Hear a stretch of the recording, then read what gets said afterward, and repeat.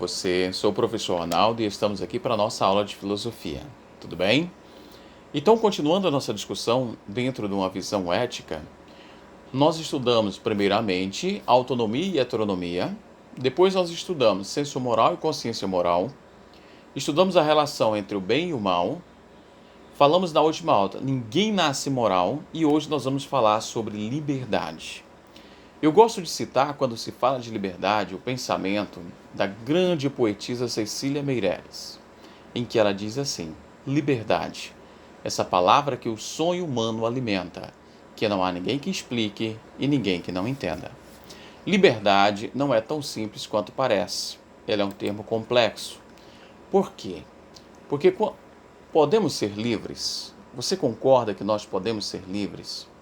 Para entender um pouco dessa questão da liberdade, eu quero trazer para vocês um mito, uma tragédia grega que está ligada de maneira intrínseca à filosofia, que é a tragédia composta.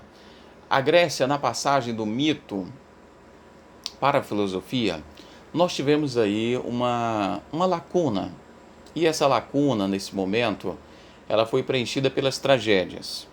Os grandes escritores das tragédias gregas, nós podemos citar aqui como exemplo nítido, 3 grandes escritores. São eles Ésquilo, Sófocles e Eurípides. Particularmente eu gosto das escritas de Eurípides, mas Sófocles nos eternizou com uma de suas escritas maravilhosas, que foi a escrita do Édipo Rei.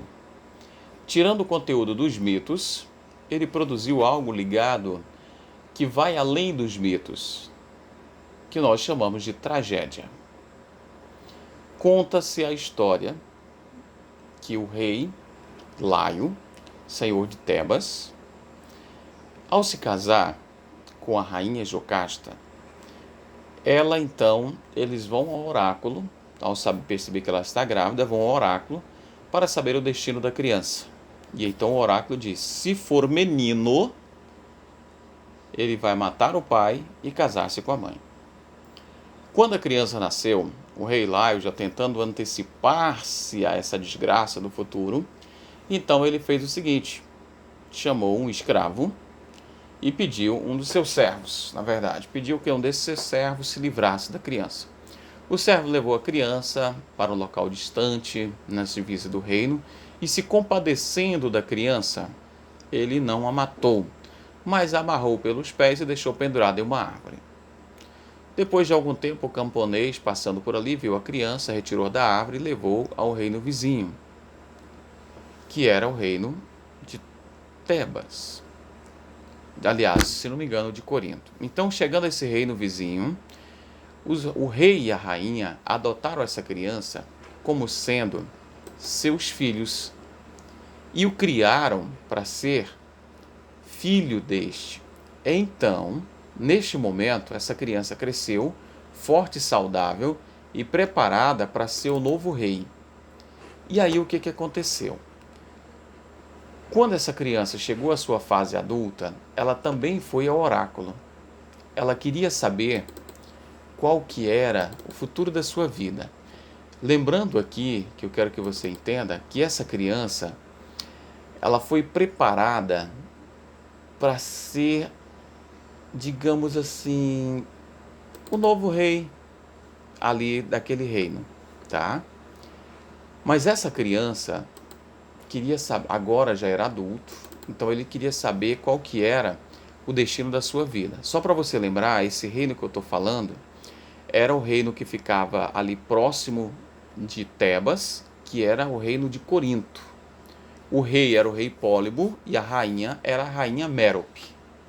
Então, como eles não podiam ter filhos, por isso que adotaram a criança. E essa criança recebeu o nome de Édipo. Por quê? Porque ela tinha os pés inchados, porque estava amarrado pela corda, pendurado na árvore. E aí Édipo, agora já adulto, começando a sua vida adulta, preparando para ser o novo rei, vai ao oráculo de Delfos. E lá no oráculo ele descobre que o destino da sua vida é matar o seu próprio pai e casar-se com a sua mãe.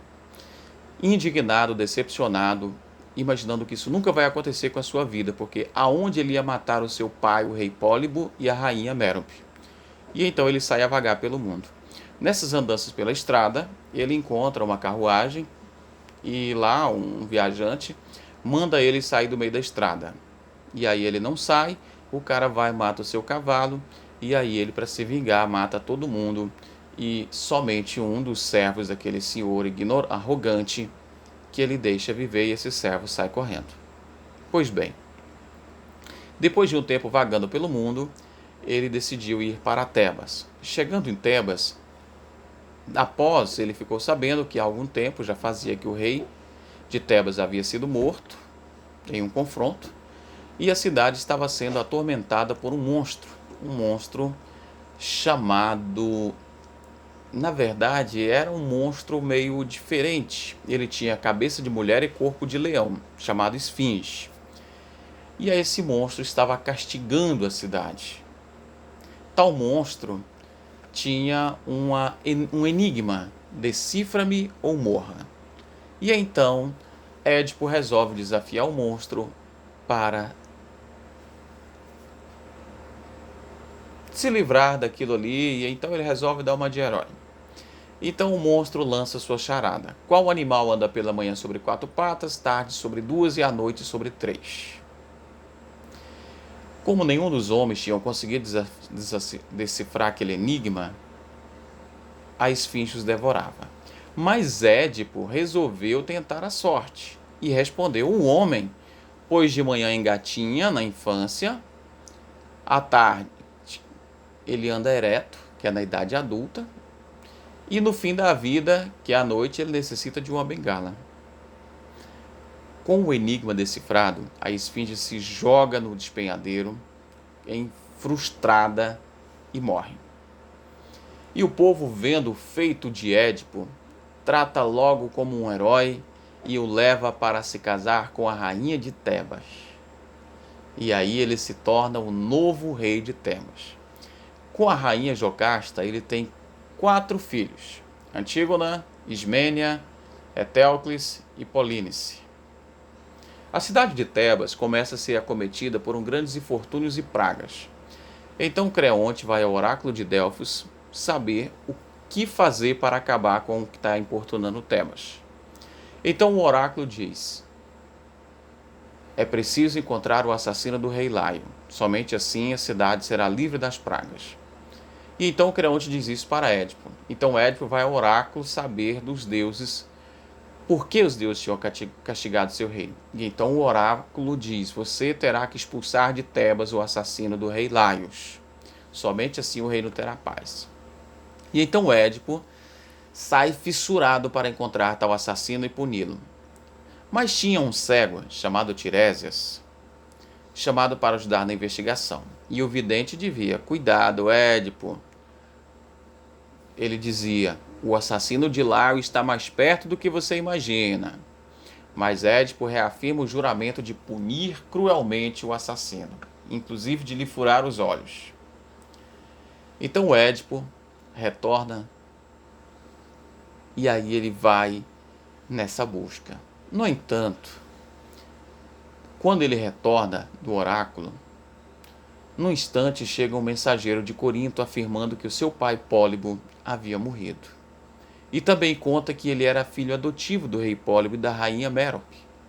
Ao mesmo tempo aparece o mensageiro que é soldado, e é um soldado que havia escapado na briga da encruzilhada. Ele conta que naquele dia ele não tinha matado apenas um velho arrogante na estrada, mas que ele tinha matado o rei Laio de Tebas, antigo esposo da rainha Jocasta, seu pai. Pois este era soldado e teria sido responsável também por livrar o bebê e levá-lo e deixá-lo amarrado pelo pé. Então agora Édipo percebe como tudo aconteceu e que seu destino de fato tinha se cumprido. Matou seu pai, o rei Laio, casou-se com sua mãe, rainha Jocasta, e também agora ele era pai e ao mesmo tempo irmão dos filhos da rainha Jocasta.